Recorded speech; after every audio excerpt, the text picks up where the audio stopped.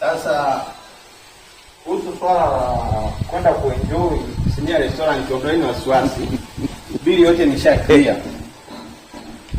Kuwa na amani kabisa. So muda sio mrefu nafikiri ndo najiandaa hapa namalizia. Nafikiri tutaonana. Nitafika. Muda sio mrefu hapa nakuja. Muda sio mrefu nakuja. Kaka. Sasa taratibu. Sawa. Ngoja kidogo usikate simu. Kaka hapa mwenye nyumba akasema hivi, atuma bili ya maji.